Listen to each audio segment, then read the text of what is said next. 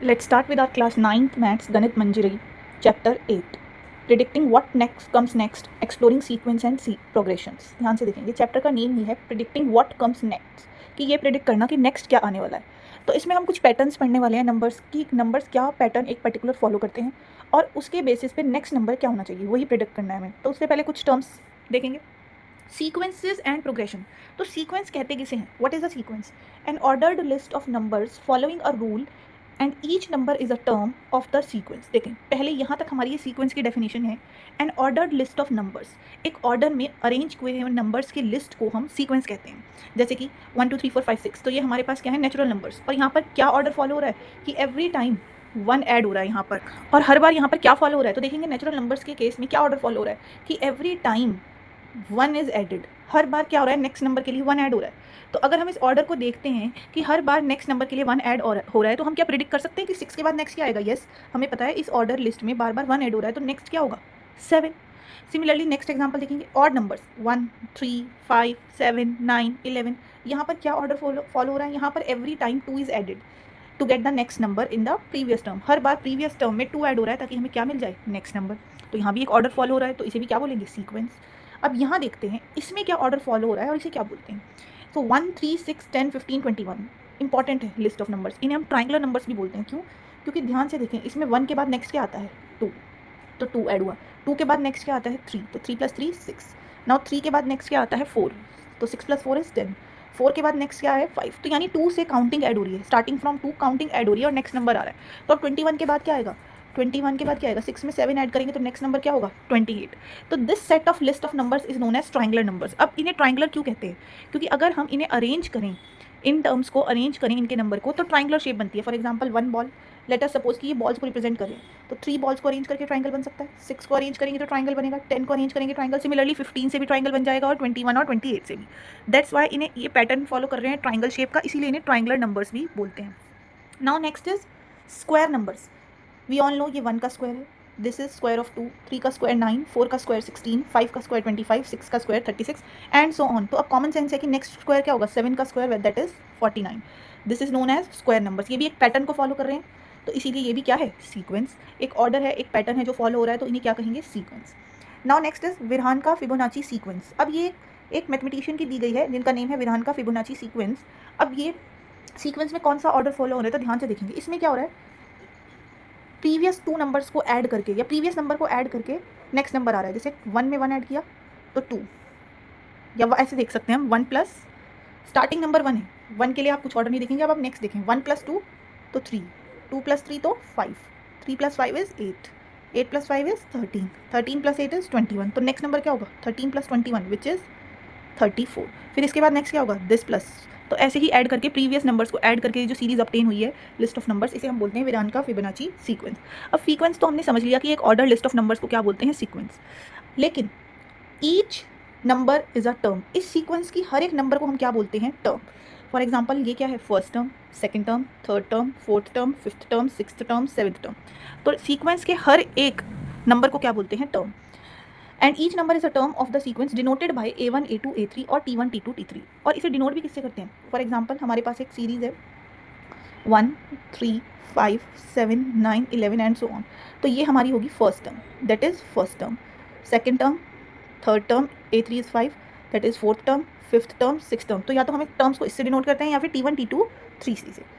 तो एक ही जगह हम T अल्फ़ाबेट भी यूज़ कर सकते हैं. T1 T2 3 T4 T5 T6 both are the same thing. तो ये क्या है? सीक्वेंस में जो हर एक नंबर है उसे क्या कहते हैं? टर्म. और ये हमने जो पैटर्न बनाया है फर्स्ट 4 ट्राइंगुलर नंबर्स का. अब ये क्या है? Tn = n+1/2. तो ये हमारे पास एक जनरल फॉर्मूला है. ये क्या है? ये है जनरल फॉर्मूला. फिलहाल ये किसका है? ट्राइंगुलर नंबर्स का, ट्राइंगुलर सीक्वेंस का. क्यों? क्योंकि जनरल फॉर्मूला क्या होता है कि अगर मेरे पास फॉर एग्जांपल मेरे को फर्स्ट टर्म चाहिए ट्राइंगुलर सीरीज़ की, तो मैंने n की प्लेस पर 1 पुट कर दिया. देखें, अगर मैं n की प्लेस पर 1 पुट करूँगी इस फॉर्मूले में, तो ये हो जाएगा T1, और जहाँ जहाँ n है वहाँ वहाँ हमने 1 रख दिया, तो ये हो जाएगा 1 × 2/2 विच इज़ 1. अब मुझे अगर 1 ही है फर्स्ट टर्म, इसी तरह अगर मैं जनरल फॉर्मूला में 2 पुट कर दूँ, यानी सेकंड टर्म चाहिए, तो जहाँ जहाँ n है वहाँ वहाँ 2 पुट कर देंगे, जहाँ जहाँ n है वहाँ वहाँ 2 पुट कर देंगे, तो क्या आ गया? 3. यानी जनरल फॉर्मूला एक फॉर्मूला होता है जो पूरे पैटर्न को जनरलाइज करके स्टैंडर्डली लिख लेते हैं. अब इस फॉर्मूले की हेल्प से हम कोई भी टर्म निकाल सकते हैं. T1 T2 T3 T4, यानी T1 T2 T3 T4, कोई भी टर्म का नंबर हम निकाल सकते हैं अगर हमें उस सीक्वेंस का जनरल फॉर्मूला पता है। आगे और ध्यान से समझेंगे। नाउ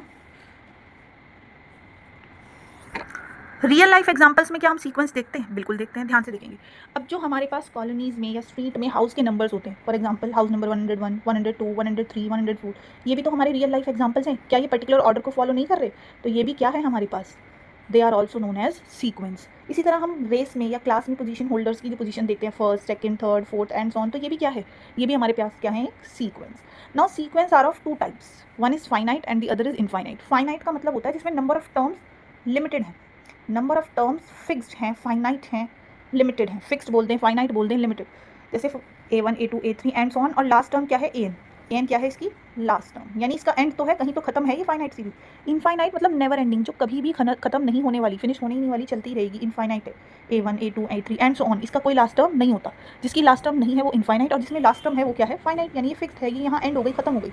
अब इसका एग्जाम्पल देंगे, फॉर एग्जाम्पल 1, 3, 5, 7, 9, 11। अब ये फाइनाइट सीरीज है, क्यों? क्योंकि इसमें लास्ट टर्म है 11, इसके आगे सो ऑन, ये डॉट डॉट नहीं लगा हुआ, इसके आगे डॉट डॉट नहीं है, तो ये क्या है? Finite series. और इसमें कितने टर्म्स हैं? 1, 2, 3, 4, 5, 6। कितनी टर्म्स हैं इसमें? 6 टर्म है। हम नंबर ऑफ टर्म्स किस में बता सकते हैं आराम से? फाइनाइट में। इनफाइनाइट में तो बहुत सारी नंबर ऑफ टर्म्स हैं, लेकिन 1, 2, 3, 4, 5 एंड सो ऑन पता नहीं। तो इसमें जिसमें हम नंबर ऑफ टर्म्स काउंट कर सकते हैं वो फाइनाइट, जिसमें नहीं कर सकते वो इनफाइनाइट। अभी हमने जनरल फॉर्मूला की बात करी थी कि जनरल फॉर्मूला क्या होता है? अ रूल, एक तरह का रूल है which is use to generate every term of a sequence. ऐसा रूल जिसकी हेल्प से हम सीक्वेंस की कोई भी टर्म लिख सकते हैं। फॉर एग्जाम्पल एक सीक्वेंस है 2, 4, 6, 8, तो अब इस सीक्वेंस का जनरल फॉर्मूला क्या है? Tn equals to 2n। क्यों है ये जनरल फॉर्मूला? अगर हम इस फॉर्मूले में n की प्लेस पर 1 पुट करें तो 2 into 1 which is 2, first term आ गई। n की प्लेस पर 2 पुट करेंगे तो जहाँ जहाँ n है वहाँ वहाँ 2 पुट करेंगे, 2 2 ज़ा 4, सेकंड टर्म क्या आ गई? 4। n की प्लेस पर 3 पुट करेंगे तो 2 इंटू 3 क्या आ गया? 6, यानी first term, second term, third, और इसी तरह हम कोई भी टर्म लिख सकते हैं। इस रूल को ही हम क्या बोलते हैं? General formula. जहाँ पर n क्या है? नंबर ऑफ टर्म्स, कि हम कौन से नंबर वाली निकाल रहे हैं, first, second, third, fourth, fifth, कौन से नंबर की टर्म निकाल रहे हैं। अब n के बारे में एक बात खास हमें याद रखनी है, वेरी इंपॉर्टेंट, ये नहीं भूलना कि it is always a natural number. n कभी भी नेगेटिव नहीं हो सकता। n is always a natural number. Natural numbers कौन से होते हैं? जो 1 से स्टार्ट होके 3 and finite, infinite, 1, 2, 3, 4 and infinite. n is always a natural number, इसका मतलब ना तो नेगेटिव होगा ना ही जीरो होगा, कि नंबर ऑफ टर्म्स है ही नहीं, है ही नहीं, तो फिर सीक्वेंस कैसे होगी? नेगेटिव भी नहीं हो सकता, नेगेटिव थोड़ी हो सकती है, या तो होंगी टर्म्स या फिर नहीं होंगी। तो जीरो नहीं होगी तो फिर तब भी सीक्वेंस नहीं है। तो नंबर ऑफ टर्म्स ना तो जीरो हो सकता है, ना ही नेगेटिव हो सकता है, ना ही फ्रैक्शनल, ना ही decimal. It has to be a natural number. ठीक है, अब ध्यान से देखेंगे जनरल फॉर्मूला का एक और example. For example monthly salary एक पर्सन की कितनी है? 10,000। अब मैं हर मंथ की salary 10,000, 10K, then 10,000, again 10,000, 10,000, 20,000, 20K, then 30K, then 40K, तो हर मंथ की निकालने के लिए ऐड थोड़ी करती रहूँगी बार बार 10,000, 10,000, 10,000। तो उस केस में हम क्या करते हैं? हमें कभी भी कितने भी मंथ्स की निकालनी है, यानी 12 मंथ बाद उसकी सैलरी कितनी हो जाएगी, कितनी मनी कलेक्ट हो जाएगी, तो डायरेक्टली मैंने क्या कर दिया? 10,000 इंटू n। फॉर एग्जाम्पल अगर मुझे फर्स्ट मंथ की निकालनी थी तो 10K, 20K, 30K, 40K, इस तरह से आ रही थी। अब मान लो मुझे फोर्थ मंथ की निकालनी है, तो मैं n की जगह पर क्या रख दूँगी? मैं n की प्लेस पर रखूँगी 4, तो ये क्या हो जाएगा? 40,000 विच इज़ 40K। तो ये हमारे पास 10,000 इंटू n क्या कहलाया जाएगा इस एग्जाम्पल के लिए? General formula. तो जनरल फॉर्मूला क्या है? एक रूल जिससे हम सीक्वेंस की कोई भी टर्म लिख सकते हैं। Now next is explicit formula and recursive formula. ध्यान से समझेंगे, बहुत ईजी है और एग्जाम्पल से समझा रहे हैं। एक्सप्लिसिट फॉर्मूला किसे कहते हैं? Gives the required term directly without finding the previous term. ऐसा फॉर्मूला जिसके लिए हमें पिछली टर्म्स की हेल्प की जरूरत नहीं है, डायरेक्ट फॉर्मूला बेस्ड फॉर्मूले में रखा और कोई भी टर्म निकाली। जैसे कि अभी तक हमने जितने भी क्वेश्चन किए, जैसे ये वाला फॉर्मूला, या फिर हमने जो ये फॉर्मूला लगाया था ट्रायंगुलर वाला, ये सब क्या है? Explicit formula. इसके लिए मुझे प्रीवियस टर्म से कोई लेना देना नहीं है। फॉर एग्जाम्पल समझते हैं, जैसे एक सीरीज़ है 3, 6, 9, 12। अब मान लो इस सीरीज़ की कोई भी टर्म हमें नहीं पता, पर हमें ये जनरल फॉर्मूला दे दिया है कि एक सीरीज़ है जो ये फॉर्मूला फॉलो करती है, आप उसकी टर्म्स लिखो। मुझसे फर्स्ट टर्म पूछी है तो मैं n की प्लेस पर क्या पुट कर दूंगी? 1। सेकेंड टर्म पूछेंगे तो 2। अब डायरेक्टली मुझसे 10th टर्म पूछ ली तो मैं बार बार 3 3 ऐड करके थोड़ी लिखूंगी कि 9th टर्म क्या थी, फिर उसमें जैसे यहाँ पर मुझे पता है हर बार 3 ऐड हो रहा है, तो अब मैं 9th टर्म तक का वेट थोड़ी करूँगी। मैं डायरेक्टली 10th टर्म निकालनी है तो n की प्लेस पर 10 पुट करूँगी, यानी 10th टर्म क्या है? 30।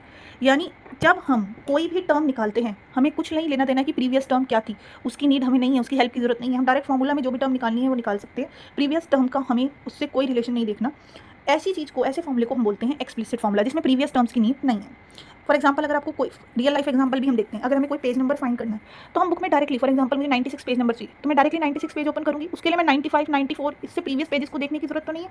तो इसका मतलब ऐसा फॉर्मूला जिसको हम डायरेक्ट प्रीवियस टर्म्स की नीड के बिना ही कोई भी टर्म निकाल सकते हैं, उसे बोलते हैं एक्सप्लिसिट फॉर्मूला। अब रिकर्सिव में क्या होता है? Each term is found using previous term. ऐसा फॉर्मूला जिसमें हमें प्रीवियस टर्म पहले निकालनी पड़ेगी, फिर हमें second term, third term, fourth term या कोई भी नेक्स्ट टर्म निकालनी।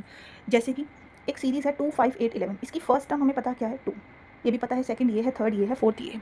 अब हमें एक फॉर्मूला दे दिया Tn equals to Tn minus 1 plus 3 कि आपको कोई भी टर्म निकालनी है तो n यानी nth टर्म निकालनी है तो n माइनस 1 उससे पहली वाली टर्म में क्या करो 3 ऐड करो। फॉर एग्जाम्पल अगर मुझे फोर्थ टर्म निकालनी है तो मैंने n की प्लेस पर क्या रखा 4, जहाँ जहाँ फोर्थ n था वहाँ 4 रख दिया, 4 माइनस 1 इज 3। अब यानी फोर्थ टर्म क्या है, third term plus 3, third term क्या है 8, तो 8 प्लस 3 विच इज़ 11। यानी अब मुझे फोर्थ के लिए पहले क्या पता होनी चाहिए थर्ड।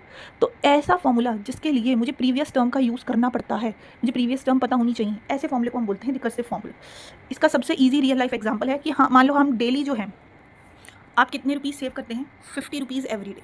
डेली की सेविंग्स क्या है 50 रुपीज़ एवरी डे। अब फर्स्ट डे आपके पास कितने रुपीज़ थे 100, तो नेक्स्ट डे आपके पास कितने होंगे 50 रुपीज़ ऐड कर देंगे हम, कितने आ गए 150। फिर अब मुझे फर्स्ट डे की मनी पता है, सेकंड डे की कितनी होगी, फर्स्ट डे की पता है 100, सेकंड डे की कैसे निकलेगी, फर्स्ट में मैंने क्या किया, सेकंड डे की मनी के लिए मैंने फर्स्ट वाली मनी में क्या किया 50 ऐड कर दिया। ऐसे ही अगर मुझे थर्ड डे की चाहिए तो मैं कहूँगी जो भी सेकंड डे मैंने मनी सेव करी होगी उसमें 50 ऐड कर दो, तो थर्ड के लिए मैंने सेकंड में फिर से ऐड कर दिया। यानी मुझे प्रीवियस टर्म का यूज़ करना पड़ रहा है ना। फॉर एग्जाम्पल मुझे आज अपनी मनी निकालनी है तो मुझे यस्टरडे जितना सेव किया था वो प्लस उसमें 50 करना पड़ेगा। यानी मुझे ये यस्टरडे की सेविंग की नीड है ना, प्रीवियस की चीज़ है ना, या तो कोई फॉर्मूला डायरेक्ट तो नहीं लिखा है जिससे मैं निकाल लूँ, तो इसको हम बोलते हैं रिकर्सिव फॉर्मूला। ऐसा फॉर्मूला जिसमें हमें प्रीवियस की हेल्प से हम नेक्स्ट टर्म को निकालते हैं उसे हम बोलते हैं recursive formula. Now moving on to next thing that is series किसे कहते हैं। तो बहुत सीरीज तो बहुत सिंपल है, अगर आपको सीक्वेंस पता है एक ऑर्डर लिस्ट, तो सीरीज में कुछ नहीं है। If A1 A2 A3 up to AN is a sequence, हमने कहा ये नंबर्स का कुछ लिस्ट है, इसे हम सीक्वेंस कह रहे हैं ऑर्डर्ड लिस्ट को। अब इसी में अगर मैं प्लस या माइनस का साइन लगा दूँ तो इसे क्या बोल देंगे सीरीज। तो सीरीज और कुछ नहीं, बस सीक्वेंस में प्लस या माइनस का साइन से कनेक्ट कर दो तो उसे क्या बोलते हैं सीरीज। तो the terms of a sequence connected by positive और negative sign form a series. तो सीरीज कुछ अलग नहीं है, सीक्वेंस को ही सीरीज कहते हैं अगर उसमें हम प्लस या माइनस के साइन से उसे कनेक्ट कर दें। तो for example 1 3 5 7 is a sequence, क्योंकि कॉमा से हर एक टर्म किससे यहाँ पर अलग अलग सेपरेट हुई भी है कॉमा से, लेकिन अगर प्लस या माइनस से सेपरेट हो जाएगी तो। Now moving on to our next term that is arithmetic progression. अब अर्थमेटिक प्रोग्रेशन किसे कहते हैं तो ध्यान से समझेंगे इसे भी। It is a list of numbers in which each term after the first term के बाद आने वाली जो भी टर्म्स हैं is obtained by adding a fixed number D. वो किससे मिलती हैं, एक फिक्स नंबर डी को ऐड करके टू द प्रीवियस टर्म, पिछली टर्म में, and the fix number D is called the common difference. और ये फिक्स नंबर को हम क्या बोलते हैं कॉमन डिफरेंस। फिक्स का मतलब ये है कि वो क्वांटिटी सेम होगी, ये नहीं कि एक बार मैंने 2 ऐड कर दिया फिर मैंने 3 या मैंने 4 या 5 या 6, वो सीक्वेंस होता है। अर्थमेटिक प्रोग्रेशन का मतलब है जब सेम अमाउंट ऐड हो रही है बार बार। अभी एक एग्जाम्पल से भी समझेंगे। The nth term of an AP is given by, और उस AP की nth यानी लास्ट टर्म जिसे हम बोलते हैं वो किस फॉर्मूले से दी गई है a + n - 1 × d, where n is a natural number, जहाँ पर n फिर से क्या है एक नेचुरल नंबर। अब हम उसे an भी कह सकते हैं AP की लास्ट टर्म को, या tn भी कह सकते हैं। फॉर्मूला याद रखना है हमें general a + n - 1 × d। Now an ये तो हमने समझ लिया, an मतलब nth टर्म, ठीक है, या लास्ट टर्म। n मतलब नंबर ऑफ टर्म्स, ये भी हम पहले पढ़ चुके हैं। d मतलब कॉमन डिफरेंस, यानी वो सेम चीज़ सेम अमाउंट जो ऐड हो रही है सब्ट्रैक्ट हो रही है।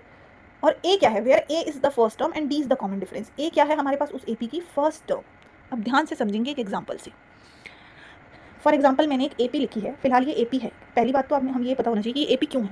10 15 20 25 30 ये एक ऑर्डर्ड लिस्ट है जिसमें फर्स्ट टर्म के बाद से जितनी भी टर्म्स हैं वो प्रीवियस में क्या ऐड करके आनी है 5। तो अभी हमने पढ़ा था कि अ list of numbers in which each term after the first term is obtain bye adding a fix number. वो फिक्स नंबर से ऑब्टेन होती हैं, उस सीरीज को क्या बोलते हैं हम AP। अब इस फिक्स नंबर को हम कॉमन डिफरेंस या फिर क्या बोलते हैं D। तो ये फिक्स नंबर जो अमाउंट ऐड हो रही है या सब्ट्रैक्ट हो रहा है वो सेम अमाउंट, उसे तो हम D बोलेंगे। वो यहाँ पर क्या है 5। A क्या था फर्स्ट टर्म, इस AP का फर्स्ट टर्म क्या है 10।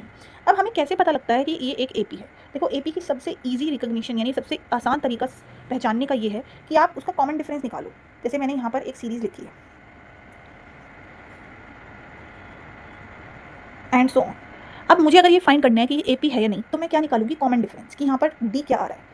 तो पहले मैंने फर्स्ट 2 टर्म से D की वैल्यू निकाली, 3 - 1 कितना आया 2।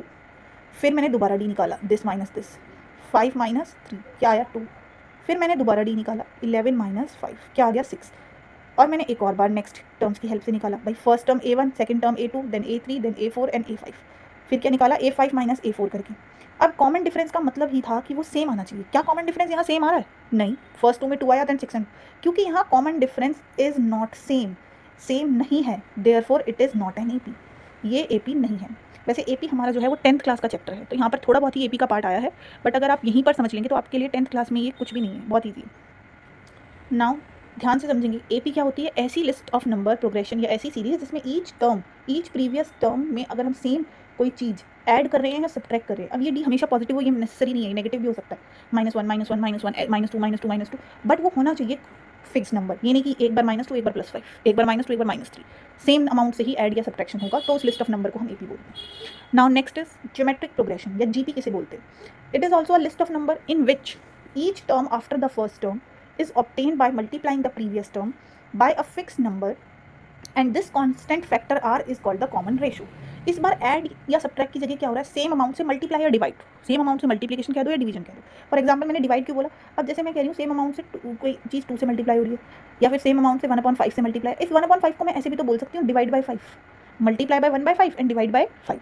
क्या कहना चाह रहे हैं, ध्यान से समझिए। एक ऐसी लिस्ट ऑफ नंबर्स जिसमें ईच टर्म फर्स्ट टर्म के बाद जो जितनी भी टर्म्स हैं वो सेम अमाउंट से किसी फिक्स नंबर से मल्टीप्लाई करके मिल रही है, इस बार प्लस ऐड या सब्ट्रैक्ट नहीं मल्टीप्लिकेशन से मिल रही है। और वो जो सेम, जैसे हमने कॉमन डिफरेंस डी बोला था, यहाँ पर उसे कॉमन रेशियो बोलते हैं, उस सेम फिक्स नंबर को कॉमन रेशियो बोलते हैं और किससे डिनोट करते हैं, आर से। nth टर्म जीपी की कैसे लिखी जाती है, TNS A R n-1। कोई भी नंबर वाली टर्म यानी किसी भी नंबर की टर्म लिखनी है तो A यानी फर्स्ट टर्म, R यानी कॉमन रेशियो और n यानी नंबर ऑफ टर्म। अब इसे एक एग्जांपल से समझते हैं। जैसे मेरे पास 3, 6, 12, 24 ये एक सीरीज़ है और मैं ध्यान से देखूँ तो हर बार क्या हो रहा है, 2 से मल्टीप्लाई हो रहा है। और क्या पूछा है, फाइंड द फिफ्थ टर्म। पहली बात तो हर बार सेम नंबर से मल्टीप्लाई हो रहा है तो कंफर्म है कि ये क्या है, जीपी। अब मैंने कहा है कि इसकी फिफ्थ टर्म निकालो, तो ये जनरल फॉर्मूला है TN = ARn-1। फिफ्थ टर्म के लिए मैंने n की जगह पर क्या रख दिया, 5। जहाँ जहाँ n है मैंने क्या रख दिया है, 5। ए क्या होता है, फर्स्ट टर्म। इस एपी की फर्स्ट टर्म क्या है, 3। आर मतलब कॉमन रेशियो, जो सेम अमाउंट से मल्टीप्लिकेशन हो रही है, वो क्या है, 2। 5 - 1 इज 4, सो 3 × 2⁴ ये क्या हो गया, 16। 2 × 2 × 2 × 2 16, 16 3 = 48। तो यानी इस एपी की फिफ्थ टर्म क्या होगी, 48। सिमिलरली एक हम जीपी की फिफ्थ टर्म क्या होगी, 48। एबी का भी एक क्वेश्चन देखते हैं। जैसे ये हमारे पास एपी गिवन थी, अगर कोई मुझे इसकी फिफ्थ टर्म कहेगा तो हमने कहा nth टर्म का फॉर्मूला होता है A + n - 1 × d, यही होता है। अब nth फिफ्थ कह रहे हैं तो n की प्लेस पर 5 रख दिया, A यानी 10 फर्स्ट टर्म, n - 1 यानी 5 - 1 × d क्या था, कॉमन डिफरेंस यहाँ 5, सो 10 + 4 × 5, 10 + 20 विच इज़ 30। अब ध्यान से देखिए, क्या इसकी फिफ्थ टर्म 30 है, यस इसकी फिफ्थ टर्म क्या ही है, 30। तो हम कोई भी नंबर की टर्म निकाल सकते हैं सिर्फ इस जनरल फॉर्मूला से। अब हमने ये पढ़ा था कि अगर हम किसी भी एक जनरल फॉर्मूला से कोई भी लिस्ट की टर्म निकाल सकते हैं, तो यानी कि कैसा फॉर्मूला है, ये है एक्सप्लिसिट फॉर्मूला। कैसा फॉर्मूला है ये, एक्सप्लिसिट। और रिकर्सिव क्या होता था, जिसमें मुझे प्रीवियस टर्म भी निकालनी पड़ती थी, पर हमें यहाँ पर एपी और जीपी में प्रीवियस की तो नीड ही नहीं हुई। जो भी नंबर वाली टर्म निकालनी है वो हम इन 2 जनरल फॉर्मूला से निकाल सकते हैं। एपी के लिए याद रखेंगे nth टर्म निकालने का, यानी कोई भी टर्म निकालने का फॉर्मूला क्या है, A + n - 1 × d, और जीपी में क्या है, TN = ARn-1। Now last topic of the introduction, that is fractals. Fractals किसे कहते हैं, तो फ्रैक्टल्स कुछ और नहीं, सेम रिपीटेड पैटर्न को फ्रैक्टल्स बोलते हैं। तो fractals are patterns that repeated themselves at different scale. For example हमने कोई एक चीज़ माइक्रोस्कोप के नीचे रखकर देखी, जैसे हम एक्सपेरिमेंट करते हैं ना, अनियन सेल्स या चीक सेल्स, अनियन पील को हम माइक्रोस्कोप के अंदर देखते हैं तो हमें पैटर्न दिखता है ना कुछ बॉक्सेस से, ऐसे ही चीक सेल्स में भी हमें बॉक्सेस से दिखते हैं ना। तो यानी अगर हम सेम रिपीटेड, एक पैटर्न सेम रिपीट हो रहा है, डिफरेंट स्केल का मतलब जितना जूम करते जाओ फिर से सेम पैटर्न, और जूम करेंगे और सेम पैटर्न, वही the small part look similar to the whole. जो भी आप जितना उसे आप जूम करते जा रहे हो वो छोटी से छोटी चीज़ वैसी ही लग रही है जैसे वो बड़ी थी, होल पार्ट की थी, जिसका वो हिस्सा थी, तो उसे हम बोलते हैं फ्रैक्टल्स। जैसे हम नेचर में भी पैटर्न देखते हैं, जैसे ब्रांचेस का पैटर्न हो गया, ट्रीज़ की लीव्स पे जो हमारे पास विनेशन होती है, ये पैटर्न जो है आप जितना भी इसे करके देखें जूम, तो आपको लगेगा ये तो बिल्कुल वैसा ही चलता आ रहा है जैसे स्टार्टिंग से था। जैसे ये एक ट्राइंगल है, मैंने ट्राइंगल में से कुछ पार्ट कट कर लिया तो अब ये ऐसा हो जाएगा। अब मैंने यहाँ से भी तो सेम चीज़ कट कर ली तो अब ये ऐसा हो जाएगा, फिर मैं और इसमें से कट कर लूँ, जैसे यहाँ से यहाँ से यहाँ से, तो ये सेम पैटर्न रिपीट हो रहा है, इसीलिए इनको हम क्या बोलते हैं, फ्रैक्टल्स। और नेचर में ऐसे बहुत सारे एग्जांपल है, जैसे लीफ ऑफ फर्न लीफ, अगर आपने 9-10 के प्रैक्टिकल में देखी हो, क्लास 9 के प्रैक्टिकल में भी आता है, बायोलॉजी में आपके पास एक हमारे पास प्लांट है फर्न्स, जिसकी लीफ अब अगर आप देखो तो सेम पैटर्न फॉलो करती हैं। और इस ट्राइंगुलर पैटर्न को स्टेज 1, 0, 2 इसको हम बोलते हैं सियर-पिन्स्की ट्राइंगल्स। क्या बोलते हैं, सियर-पिन्स्की ट्राइंगल। तो यहाँ तक हमारा जितना भी इंट्रोडक्शन था इस चैप्टर का वो हमने कवर कर लिया, ठीक है। तो ये था हमारा introduction of this chapter, sequence and series. Now we will start with the exercise. Now let's start with our exercise 8.1। Find the first 5 terms of the sequence in which nth term is given by. हमारे पास 3 parts हैं, 1, 2, 3, और हर एक part में nth term का एक general formula दिया है, यानी एक्सप्लिसिट फॉर्मूला दिया है। अभी जैसे हम समझ भी चुके हैं एक्सप्लिसिट, यानी जिसमें हम डायरेक्ट बस नंबर कौन सी टर्म निकालनी है वो n की वैल्यू पुट करें और वो टर्म आ जाए। तो ये 3 पार्ट्स दिए हैं, सब में जनरल एक्सप्लिसिट फॉर्मूला दिया है और हमें फर्स्ट 5 टर्म्स लिखनी है सीक्वेंस की। तो पहले फर्स्ट पार्ट को देखते हैं, Tn यानी जनरल फॉर्मूला क्या है, 3n - 4। अब मुझे फर्स्ट 5 लिखनी है, यानी n की प्लेस पर पहले क्या पुट करना है, 1। तो ये हो जाएगा, जहाँ जहाँ n है वहाँ वहाँ 1 पुट करेंगे, तो ये हो जाएगा 3 - 4 विच इज़ -1। अब n की प्लेस पर क्या पुट करेंगे, 2। जहाँ जहाँ n है वहाँ वहाँ 2, फॉर्मूले में जहाँ जहाँ n है वहाँ वहाँ 2, तो क्या आ जाएगा 2। फिर n की प्लेस पर 3 पुट करेंगे थर्ड टर्म के लिए, तो जहाँ जहाँ n है वहाँ वहाँ 3, तो आ जाएगा 5। फिर n की प्लेस पर 4 पुट करेंगे, जहाँ जहाँ n है वहाँ वहाँ 4। फिर n की प्लेस पर हम 5 पुट करेंगे, यानी जहाँ जहाँ n है वहाँ वहाँ 5, 11। तो हमने फर्स्ट 5 टर्म्स लिख ली। अब हम सीक्वेंस लिख सकते हैं। सीक्वेंस क्या हो जाएगी? तो सीक्वेंस हमारी हो जाएगी, first term is -1, then 2, then 5, 8 and 11। तो हमने सीक्वेंस की फर्स्ट 5 टर्म्स लिख दी हैं। सिमिलरली हम और सेकंड पार्ट भी कर सकते हैं। यहाँ पर हमें फॉर्मूला दिया है 2 - 5n, तो अगेन n की प्लेस पर 1 लिखेंगे, तो t जहाँ जहाँ n है वहाँ वहाँ 1 पुट करना है, जहाँ जहाँ भी n है वहाँ वहाँ 1, विच इज़ -3। n को 2 पुट करते हैं, तो जहाँ जहाँ n है वहाँ वहाँ 2, विच इज़ -8। n की प्लेस पर 3, तो wherever n is written you will write 3, which is -13। और हमारे पास सीक्वेंस की जो टर्म्स हैं वो नेगेटिव भी हो सकती हैं, पॉजिटिव भी। जहाँ जहाँ n है वहाँ वहाँ 4। Now wherever is n, you have to write 5 for the fifth term. So 2 - 25, which is -23. तो इस बार हमारी सीक्वेंस क्या हो जाएगी? First term is -3, then -8, then -13, -18 and -23. Similarly, we can do the third part also in the similar way. Here again third part is Tn equals to n square minus 2n plus 3. तो n की place पर 1 put करेंगे, जहाँ जहाँ n है वहाँ वहाँ 1 put करेंगे, यानी 1 - 2 + 3। Now 1 - 2 is -1 + 3, which is 2। Now n की प्लेस पर 2, तो t2 यानी सेकंड टर्म, जहाँ जहाँ n है वहाँ 2 पुट कर देंगे, विच इज़ 4 - 4 + 3, तो क्या आ जाएगा 3। n की प्लेस पर 3 पुट करेंगे, यानी थर्ड टर्म के लिए 3² - 2 × 3 + 3, जहाँ जहाँ n है वहाँ वहाँ हमने 3 लिखना। 3 + 3 इज 6। n की प्लेस पर 4 पुट करेंगे, तो 4² - 2 × 4 + 3, which is 16 - 8 + 3. 8 + 3 is 11. n equals to 5. तो जहाँ जहाँ n है वहाँ वहाँ 5. 25 - 10 + 3, which is 15 + 3 18. तो सीक्वेंस हमारे पास क्या हो जाएगी? 2, 3, 6, 2, 3, 2, 3, 6, 11 एंड 18। तो सिंपल है, बस जनरल फार्मूला जो हमें एक्सप्लिसिट फार्मूला दिया है उसमें नंबर ऑफ टर्म्स लिखते जाना है, कौन सी टर्म निकालनी है और वो टर्म फाइंड हो जाएगी फॉर्मूले में वैल्यू पुट करके। Now moving to next question, question number 2। Find the 10th and 15th term. अब एक्सप्लिसिट फार्मूला है तो कोई भी टर्म निकालने के लिए कहा जाता है। अगेन फार्मूला दिया है, एक्सप्लिसिट फार्मूला है, जनरल फार्मूला 5n - 3, और कौन सी टर्म पूछी है? 10th पूछी है, तो n की प्लेस पर क्या पुट कर देंगे? 10। जहाँ जहाँ n है वहाँ क्या पुट करेंगे? 10। तो 50 - 3 यानी कितनी आ गई? 47। 10th टर्म क्या है? 47। सिमिलरली 15th टर्म पूछी है, तो n की प्लेस पर 15 पुट कर देंगे। 15th टर्म पूछी है तो n की प्लेस पर हमने क्या पुट कर दिया? 5 × 15 - 3, विच इज़ 15 × 5 75 - 3, दैट इज 72। तो 15th टर्म कितनी आ गई? 72। तो सिंपल है। डिटरमाइन वेदर, ये डिफरेंट है क्वेश्चन, ध्यान से देखेंगे। Determine whether 97 and 172 are the terms of sequence of this और नॉट। उन्होंने कहा है जो सीक्वेंस इस जनरल फॉर्मूला से बनेगी, जो भी सीक्वेंस इससे बनेगी, उन टर्म्स में फर्स्ट, सेकंड, थर्ड, फोर्थ, कहीं पर भी क्या 97 या 172 आता होगा? तो इस बार हमसे ये पूछा है कि क्या 97 और 172 इसमें आता है। तो अगर ये इस टर्म में आता होगा, ध्यान से देखेंगे, मानते हैं कि ये कहीं आता होगा, पर हमें ये नहीं पता कि वो इस सीक्वेंस में कौन से नंबर पे आएगा। फॉर एग्जांपल एक सीक्वेंस है 1 2 3 4 एंड सो ऑन। अब मुझे नहीं पता कि 97 सेकंड प्लेस पर है, थर्ड प्लेस पर, फोर्थ है भी या नहीं, तो कैसे फाइंड करेंगे? लेट अस सपोज कि ये आता है। अगर ये आता है यानी ये टर्म है, कौन से नंबर की टर्म है ये? जिसे हम मान लेते हैं 97 यहाँ कहीं आ रहा है, कौन से नंबर पे है नहीं पता, तो हमने क्या मान लिया? nth नंबर पे आ रहा है। हमें नहीं पता कौन से नंबर पे आ रहा है, 5th पे है, 15th टर्म है, 7th टर्म है, 18th है, 30th है, हमने कहा nth टर्म है, तो nth टर्म क्या मान ली हमने? 97। हमने लेट कर लिया ये कौन से नंबर पे आ रहा है? 97। अगर ये 97 नंबर पे आ रहा है तो हम इसे सॉल्व करते हैं एज इक्वेशन, माइनस के 3 उधर जाएंगे, +3, ये हो जाएगा 100 = 5n, तो n = 100/5। n की वैल्यू आ गई है 20।